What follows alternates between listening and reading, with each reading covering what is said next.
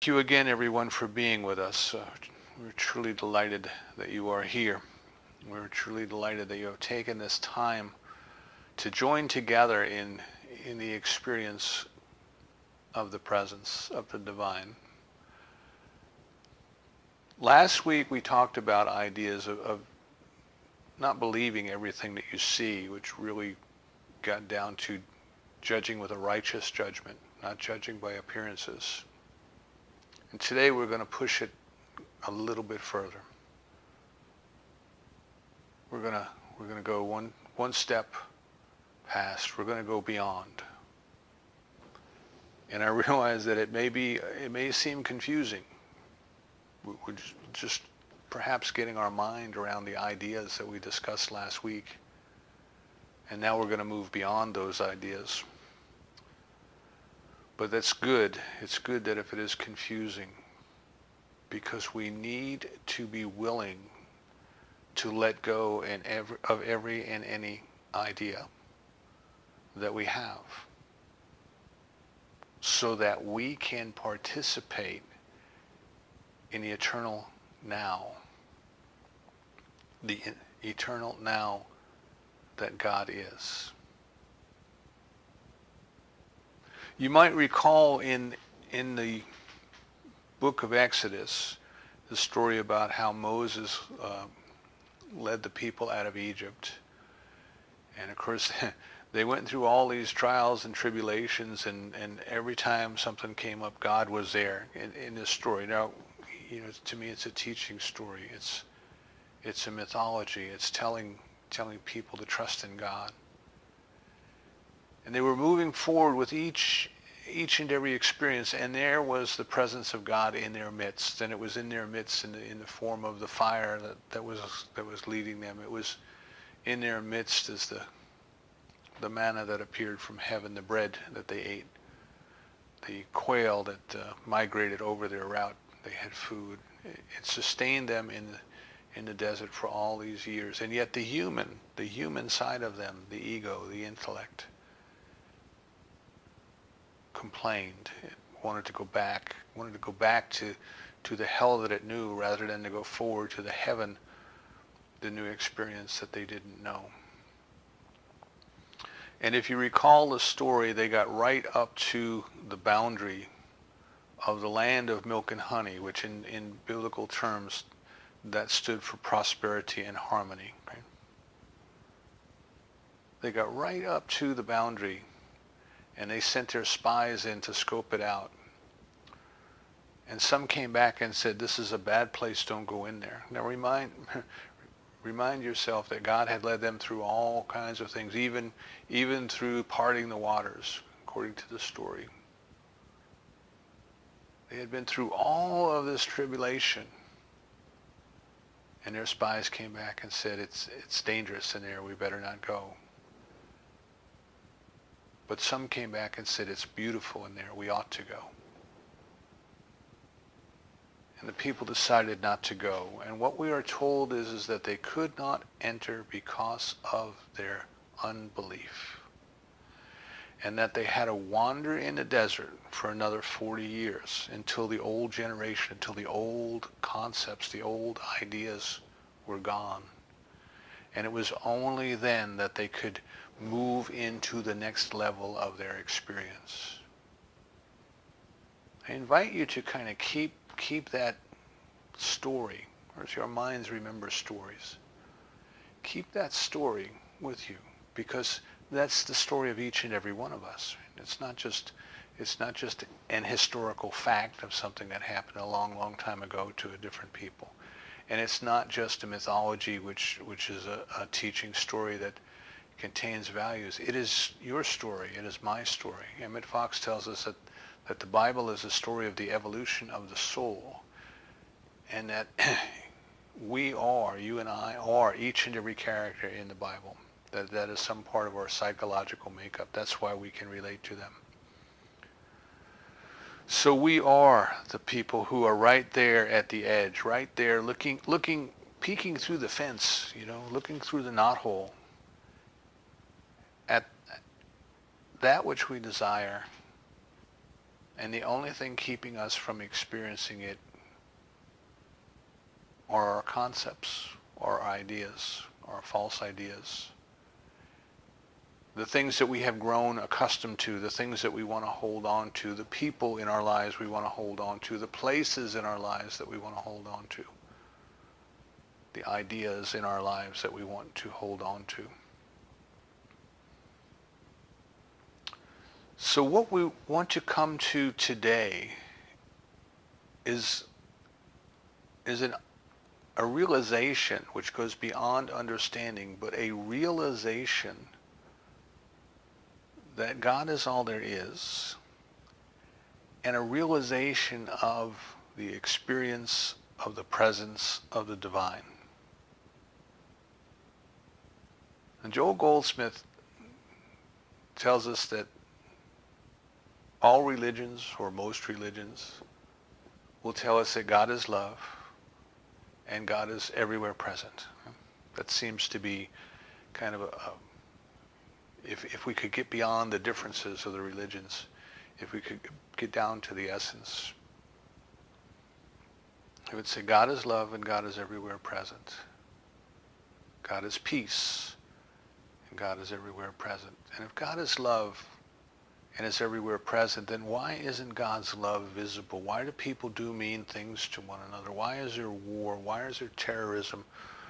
Why do people steal? Why do they abuse children? And all of these terrible things that a theologian would call the problem of evil. Why do they exist if God is all that there is, and God is love, and God is everywhere present? And Goldsmith's answer to the problem of evil is that it's not enough to say that God is everywhere present, but the presence of God must be realized. It must be realized. And if you pay attention to his wording, there's a difference between saying it and realizing it. So we can walk around all we want and say God is all there is and God is everywhere present, but unless we realize it, it won't be so in our lives. Dr. Holmes puts it another way. He said we can go around and shout peace at the top of our lungs all we want. But if we haven't realized peace, if we haven't experienced peace in our soul, if we haven't experienced it, we don't even know what we're talking about. We're just like that clanging brass that talked about in the Bible. We're just making a lot of noise.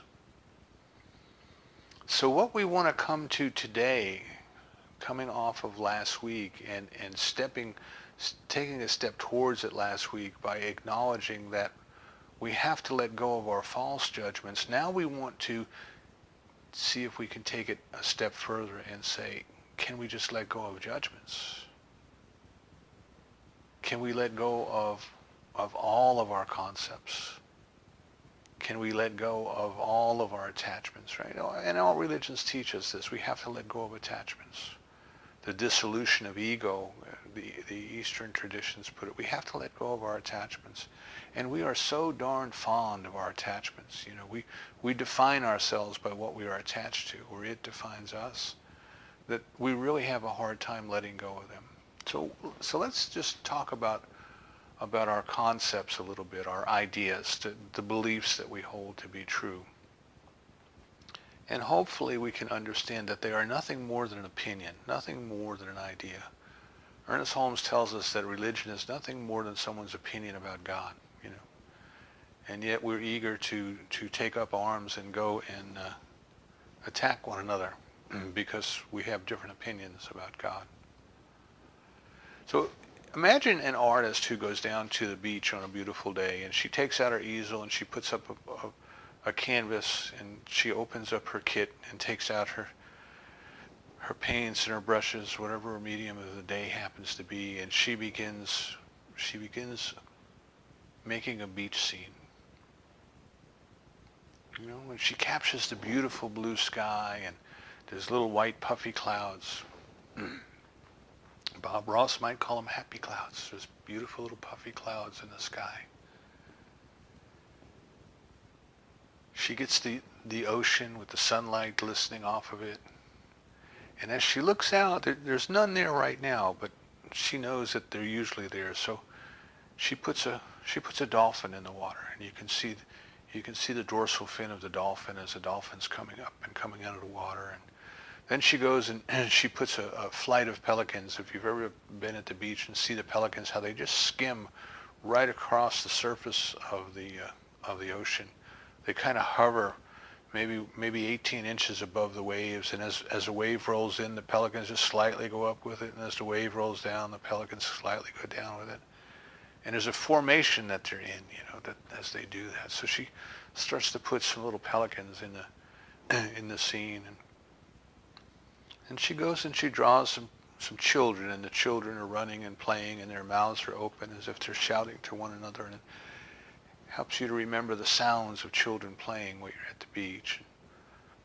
Then perhaps right in the foreground there's a beach towel laying there, and the beach towel is kind of covered with a little bit of sand has splashed on it, and there's a big bottle of suntan oil, and it kind of brings you back the memory of the way that the beach smells, the smell of the beach when you go there and kind of lather yourself up with the suntan oil, and then the sand starts sticking to you, and you get the feel of it, you get the smell of it, you get the sound of it, you get this whole image of the beach in this scene. But what we want to remember is that's not the beach. That is an artist's conception of the beach. And the artist painted the beach as she felt it that day. She put the pelicans in because the pelicans helped her to realize and remember something about the beach. She put the children and she put the blanket in. And all of these things were concepts, creations of her mind that she put together. Now, no doubt, it's an accurate depiction of the beach as she wanted to portray it. There might have been things going on that day on the beach that she didn't want to show you. There might have been two fishermen down in the surf that she just decided she didn't want to show fishermen that day. She'd rather show children playing. So she put the children in. So it's not a snapshot. And even if it were a snapshot is not the thing itself. It's only a representation of the thing itself. But what that painting is that painting is her concept. It is her concept of whatever she was feeling at that time, the beauty, the peace, the joy, whatever it is. Somehow these little images that made their way onto the canvas became tangible symbols of the emotions that she was feeling. So the first point is that the painting of the beach is not the beach. And I think we can all understand that, but we tend to forget that from time to time. We look at something and say, oh, that's the beach, instead of being more technically correct and say, no, that's an artist's rendition of the beach. But the other thing that we have to realize is that when we look at that painting, we are not experiencing it the same way that the artist experienced it. We're having our own unique experience of the painting. We're going back in time and remembering times that we've been to the beach. The smells that we smell are our interpretation of the smells. The sounds we hear are our interpretations of the sounds that should be at the beach, So the artist was feeling something and tried to put it down on canvas, and we look at it and we start to feel something, but what we feel is not the same as what the artist felt. There's something different going on there. And what is going on is that we each have a different concept. We each have a different idea. We each have a different set of remembrances, excuse me, of the beach. And yet none of that is the beach.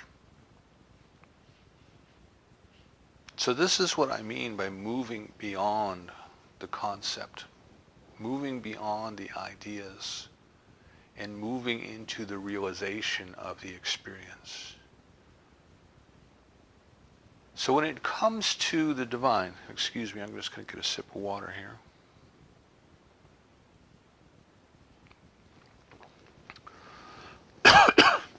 When it comes to the divine, when it comes to that which is called, we call God, but we can call it by whatever name we want.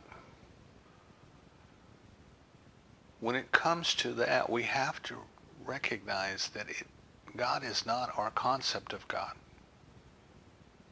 That at the very best, our concept of God is nothing more than opinion, nothing more than an idea of what this thing called God might be. And many times if we stop and try to ask ourselves, well, what forms my opinion? What forms my concept? We'll find out that our concept was given to us by somebody else.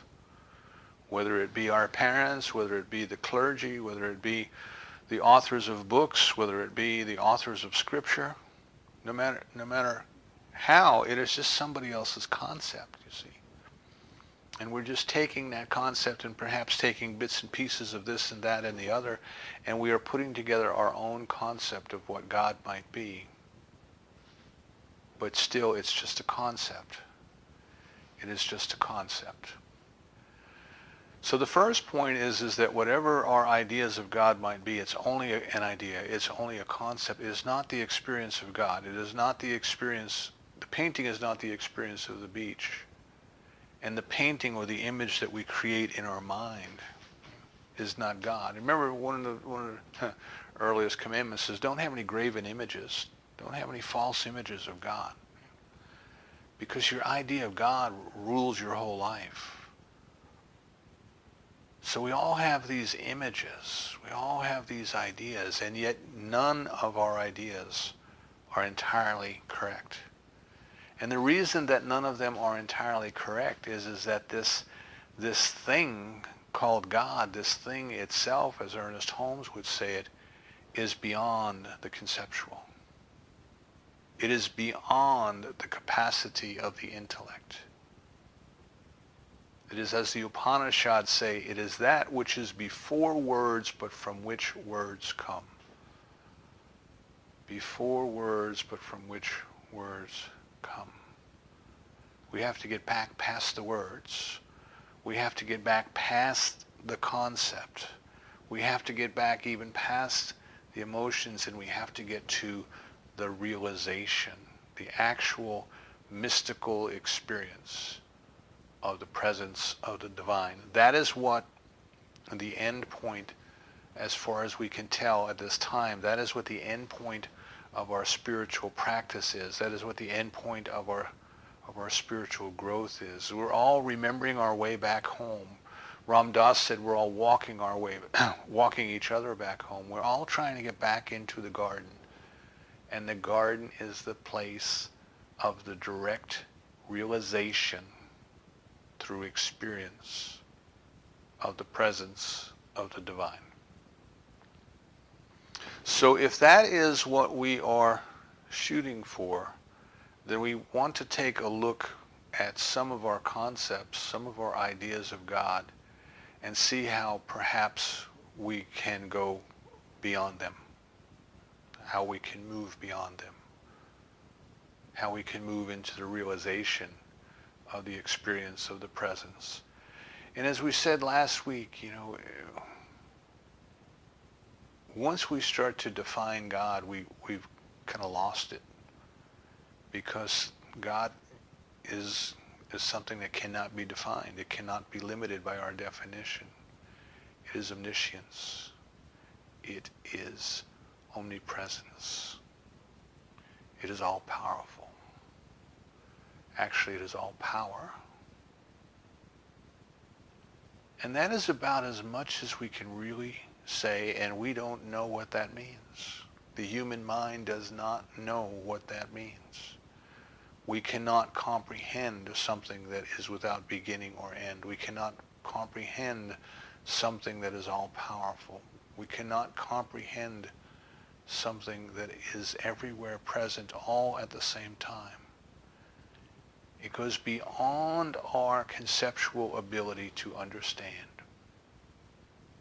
So God is not an intellectual exercise. God is not something to be understood,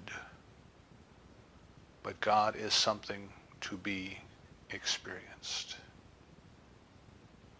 Now the tools that we use, the tools of the intellect, the tools of prayer, the tools of focused meditation, of affirmations and visualizations, they are all good. There's nothing wrong with them. But they are tools that point us to something beyond, something beyond.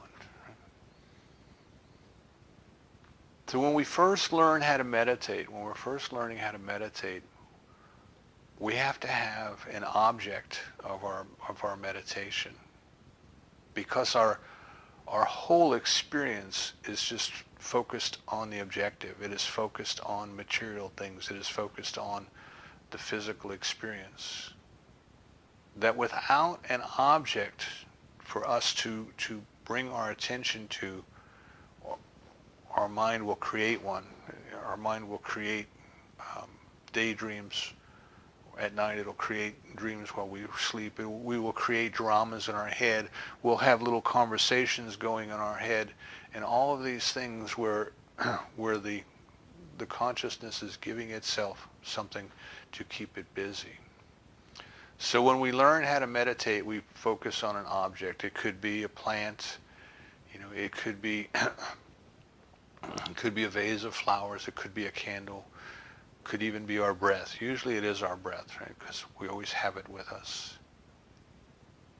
And as we just simply bring our awareness to the fact that breathing is occurring in and out, and we give it a number 1 through 5, and then over and over. And we only do that if the mind seems to need something to focus on. And when we start, we're amazed at how you can't get to 5 the first time. Breathe in, count 1. Breathe out, breathe in, count 2. Just go 1 to 5 and then go back to 1. And when we start, we do 1, 2, 3, and then we start thinking about something else, and we lose complete track of what we were doing. At some point we say, oh, I was meditating. Go back to 1 and start all over again. And what we're doing at the very beginning is we are learning how to bring our attention. Our intention is to bring our attention to something and keep it there. But as we go on, as we get more and more experienced, it is possible to do away without the object of meditation. And consciousness itself becomes the object, or awareness itself becomes the meditation, just pure awareness. In the Eastern tradition, they call this a clear light meditation. It is just being in the stillness, right? Remember, be still and know, just being in the stillness. Walter Starkey wrote several pages in his book, God is All There Is, on going beyond, and he calls this no thingness, not nothingness, no thingness. There's no thing there. There's no thing for us to be distracted by. There's no thing there for us to be attached to.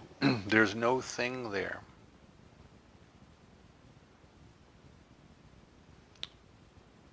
For us to hold our attention upon. There's only consciousness itself.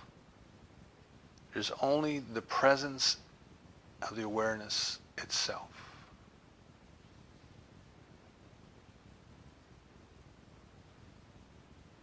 Now, when we first do this, we may have a concept of self.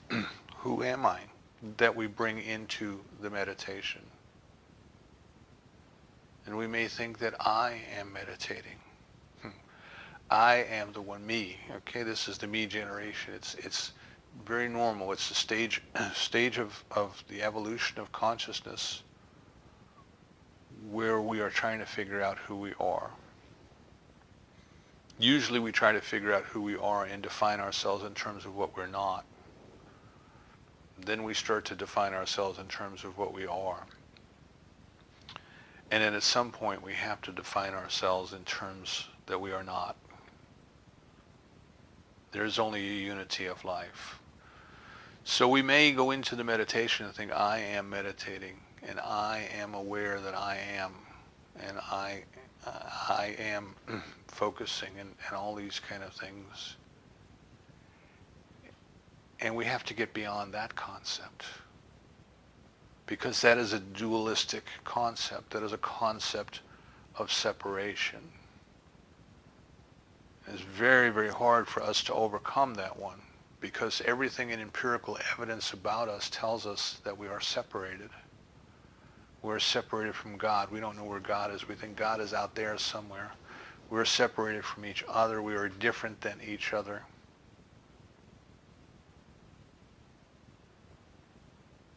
A lot of our society is telling us how to focus on the self, assertiveness, aggressiveness, competitiveness, be number one, all these kind of things that we're bombarded with, these messages about I, about me.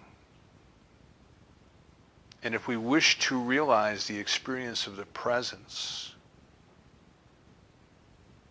we must realize that the presence is not separated.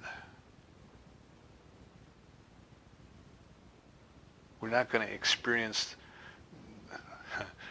the old joke about dying and going to heaven, and there's an Irish heaven and an Italian heaven and a Jewish heaven and those things. I won't bore you with the joke. But the concept was that there were separate heavens, that even in this thing called paradise, even in this state of mind, which is supposed to have been in the very presence of God, there was separation. So we have to move beyond the concept of the self. We have to move beyond the concept of separation, and we have to move into the experience of consciousness is. Not I am meditating, not you are meditating, not even that God is meditating. Because that brings us into another problem. We want to say that it is God through me, and that's a separate. That means that there's a God and a me. And we want to say that there's God as me, and again, there's a separation. There's God and there's me. But if we can recognize that it is consciousness itself, omniscience, awareness itself that is meditating, that is enough. That is enough. That is moving us closer to the experience of no thingness, of moving into the experience of the divine. We have certain concepts about religions and churches, and this is the stuff that it just goes on and on and on in our society, this concept of churches and religions. And we have to understand that the church or the religion is only a tool. In Buddhism, they might refer to it as the raft. It is only a tool that helps us to move along, that points us in the right direction. There's a saying in the Orient, Walter Starkey quotes it in his book, there's a saying in the Orient that says, once one has arrived, the path seems foreign. In Buddhism, we're told that if you build a raft to go across the river, and you get across the river, you don't pick the raft up and carry it around on your back and tell people what a wonderful raft you built and how it served you greatly carrying you across the river. You leave it. You're done with it. See? You let it go. Walter Starkey tells us to consider that everything that has ever happened to us, even that which is happening to us right now, is obsolete. Not without value, but it's obsolete. We can't do anything with it anymore. It needs to be updated. It's like turning your computer on and finding out that you need all these updates. We can't live in the past. There's no sense carrying it around with us. The good or the bad, there's no sense carrying it around with us. So we have all of these different concepts about what churches are and what religions are and about how one should worship and about how one should behave and all of these things. And what we must come to realize is that at some point we have to let all of that go, because it's only a concept. It's only an opinion. See, we don't want the painting of the beach. We want the experience of the beach. We won't want the concept of God. We want the experience of God. There's a difference. And we don't want to settle. We don't want to settle for the concept. We don't want to settle for the image or the likeness. What we want is the real deal. We want the real experience. We have to be willing to move beyond. If we grew up in a Christian tradition, Starkey asked us to consider that we even have to move beyond Jesus. And he said he knows that that sounds like blasphemy to people who are still judging things from in the objective term. He said, but if you go back in and look at the New Testament, Jesus said, everything that I have done, you can do and more. He said, you have to go beyond me. You have to go beyond me. And most people have interpreted that to mean the activities, right? The miracles that he performed and all of those things. And Starkey says, no, it's not about the stuff. It's about the evolution of the consciousness. It is about deepening our experience or realization of the presence of God.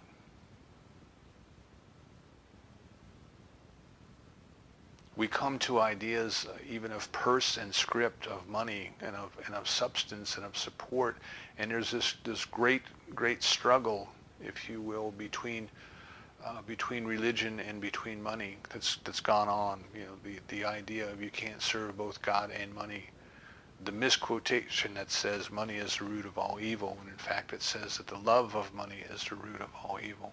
And I don't know if you caught any of it in the news over the last week, but a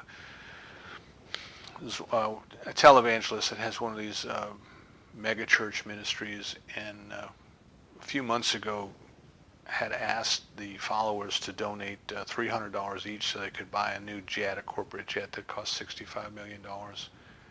And it was a terrible outroar, you know, made the news, and people were expressing their opinions. So they said they took that off the table. You know, they stopped their plans for it. And then when things quieted down, they went ahead and bought the jet. And of course now it's back in the news. And I can't tell you how many different people I've seen write in a commentary piece talking about how terrible this is that they spent money on a jet airplane. And to me, the outrage is coming up because of the divide between people's concept of money and their concept of religion. They think that the two don't go together, yet it costs a lot of money. It costs a lot of money to keep a church building open. It costs a lot of money to keep an organization running. You know, I looked at when we were in Wilmington, I looked at a church there. I wanted to look at their meeting building they had. Was a geodesic dome, and I thought that was a really nice design. We wanted to look at that. We were thinking about building. And when I went to look at the church's property, they had several acres there on Shipyard Boulevard in Wilmington. And 95% of it was social services. 95% of it had, you know, nothing to do with their Sunday service, so to speak. It was more, in their terms, in their view, it was more of their love in action during the week. But they had a gymnasium, they had a preschool, they had a senior daycare. They had buses for bus rides. They had a K through 8 school. They had all of these things that I would say were social services. You could send your children to school someplace else. There's daycare someplace else. Those kind of things that weren't necessarily a part of the teaching. So, but it took a lot of money. What impressed me was when I looked at it, I said, it takes a lot of money for this congregation to support all of these different activities. What an outpouring, you know, what an outpicturing of their love that they were able to do this. However, I don't know how they raised the money to do it. It was because the sanctuary only sat like 200 people. But it takes a lot of money to keep these things going. And when the money comes to the forefront, people have a problem with it. And we need to get beyond that. We need to get beyond this concept that somehow religion is spiritual and money is not spiritual. We need to let go of that, because money is neither good nor bad. It is just a tool that we use while we are here. And that which created our life is that which sustains our life. The air that we breathe, the food that we eat, the water that we drink. It is all some part of the divine. It has created all of these things out of itself to support these very bodies that it has created out of itself. And it has blessed us with ideas and creativity and the ability to even have the idea of money. Before money, people had to barter. Imagine if we had to live on barter today. I think it was Emmett Fox said, you wouldn't have coffee. You wouldn't be willing to get in a boat and sail down to Colombia and try to barter something that you made in your tool shed for a pound of coffee. You couldn't do it. So money has become the medium of exchange. And if we think of it as a divine idea that allows the exchange to take place more easily, it puts it in a different light. Not that it isn't abused, not that there aren't people who would fleece their congregations and those sorts of things, but the very idea that I'm trying to get beyond is this idea that somehow money is not good. We need to release that. We need to let go of it. We need to move beyond that. And we need to come into the realization that I can let go of things. I can let go of all the things in my life. I don't have to hoard. I don't have to fight. I don't have to do all the things that we're taught to do with money, because I am connected to the divine. The divine is supplying itself. The divine is providing for itself. And I want to move beyond the limiting human ideas into the spiritual ideas. Excuse me. So I realize it's hard to put into words what it is that we're trying to get to today, because really what we're trying to get to is your intention. Right? Remember, it's intention and attention. Those are the two important things in your life. What is it that you intend, and what is it that you're paying attention to?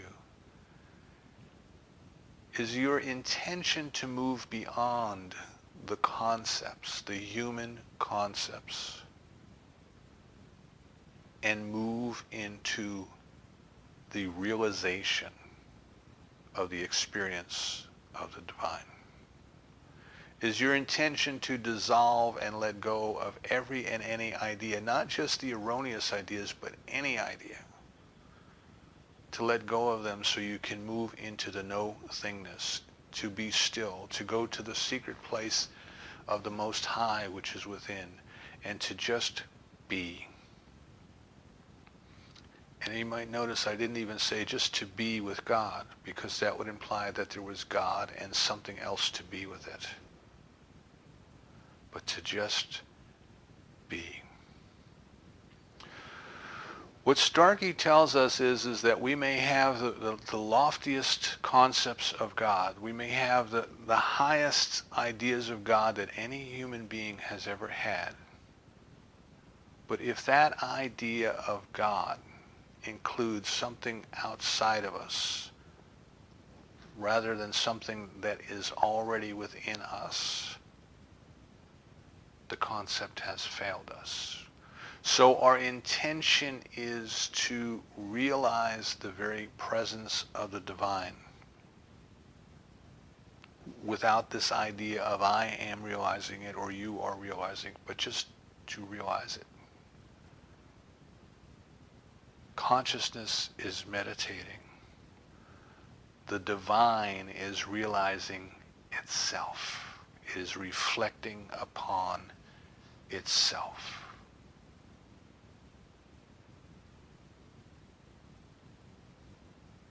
Let go of the ego. Someday we have to move beyond it anyway. Let go of it now. Let go of the intellect. It is not capable of experiencing all that can be experienced. Reminds me of the computer on Star Trek when we get confused and say does not compute. There are things that don't compute. Let go of everybody else's idea of what God is and what religion is and what money is and all of those things. Let go of those. Emerson said, don't take somebody else's word for what's good. Find out for yourself whether it be good. In the New Testament, in John, it says, you have to try the spirits to find out if they're good spirits.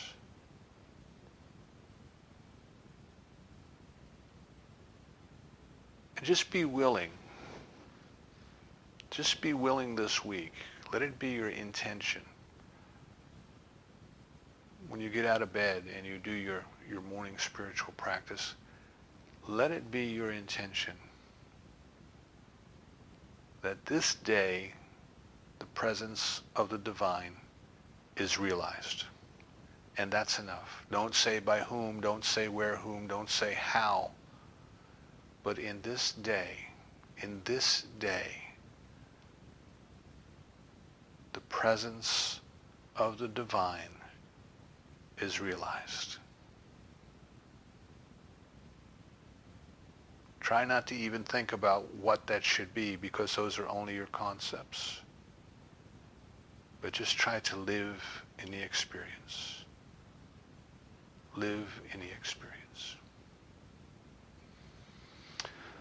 That which the divine is so much greater than anything that we could imagine. It is so much greater than anything that we can absorb through our senses. There's no sense in us trying to claim that we have got it, that we have figured it out, that we know exactly how it works and when it works and why it works. Let's try for a week moving beyond the concept and just letting the experience be. That is our destiny. Let's have fun practicing with it now. And so it is.